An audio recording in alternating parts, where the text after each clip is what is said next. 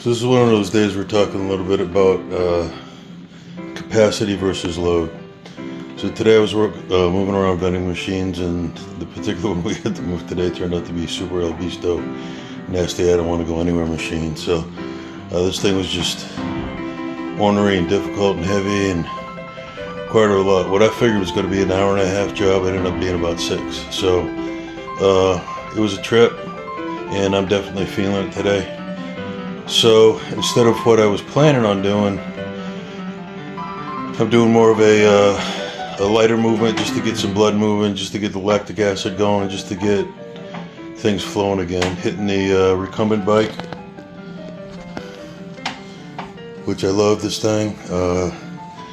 Got it mainly for rehab after I had my knee surgeries, but it's still a good one on days like today. Then I'm going to be hitting some different mobility movements I'm going to show you. So, not an excuse to stop moving, but again, you have to balance. Make sure that you're doing what makes sense. So, load versus capacity. We talked a little bit about this before, but I'll reiterate. So, your overall capacity is what you're able to do over the course of a day. So, say we'll just use theoretical numbers. I'm able to do 10,000 pounds of lifting, whatever it happens to be in any combination, whether it be combination of deadlift, squats, overhead presses, etc., for, multiple reps. And then, my total is going to be 10,000 for the day. Again, this is a very theoretical, just to kind of understand the general concept.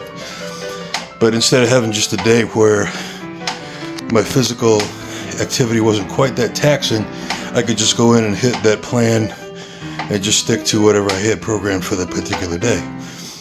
Now, today, most of that 10,000 pounds was used moving machines around. I ended up having to move 3 machines, multiple floors, take off big heavy fire doors, move those around. As I said, that one machine turned out just to be ornery, so there was a lot of twisting and turning in awkward positions, so that grabbed a big hunk of that. So if I'm going to take that and then try to add on that normal training, I'm going to be well over capacity because I've basically doubled up my load.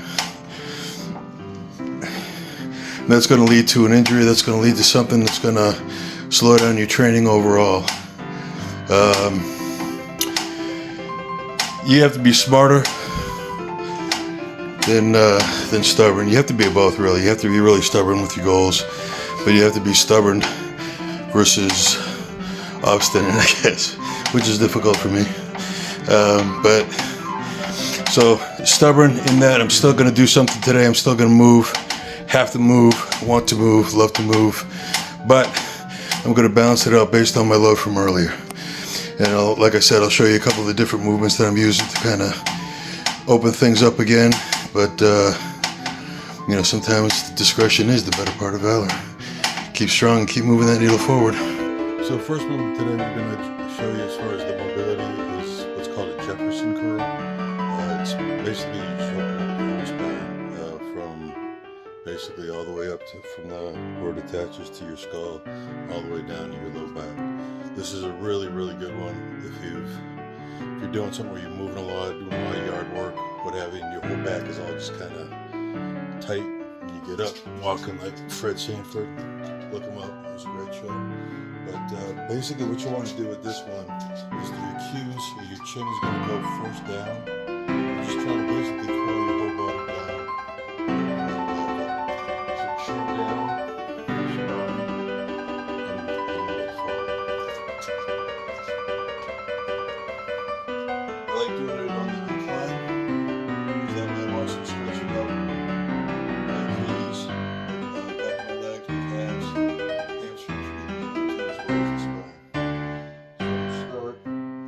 Again, that low position, the whole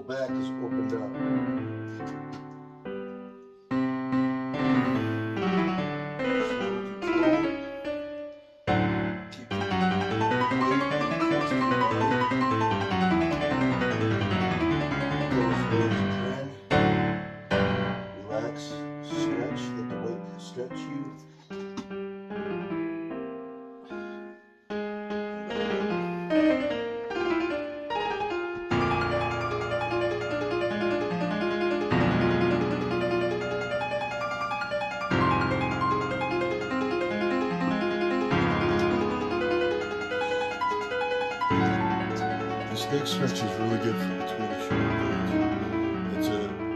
Those muscles across the upper part of your back.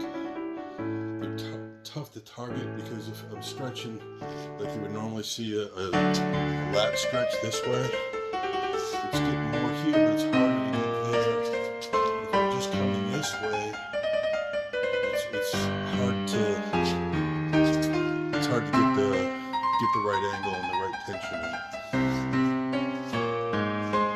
So I like using the band. I just wrap my hand in. It's really good grip. And I'm going to come across and stretch. But then from here I'm going to come down to about 45 degree where I really start to feel that pulling in the back. You can see it opening up. Then I'm going to reach my opposite hand over, grab my opposite leg. You just sit in that stretch. And let it open up.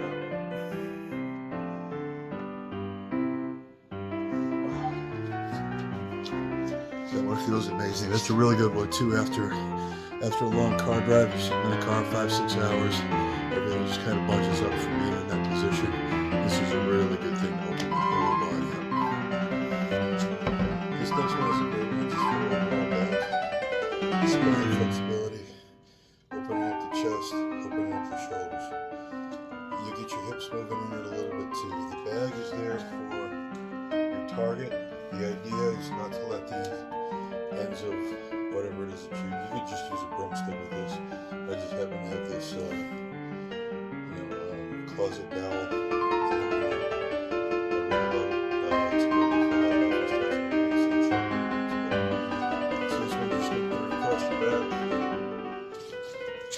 Step back, find your right distance. Just do a figure 8.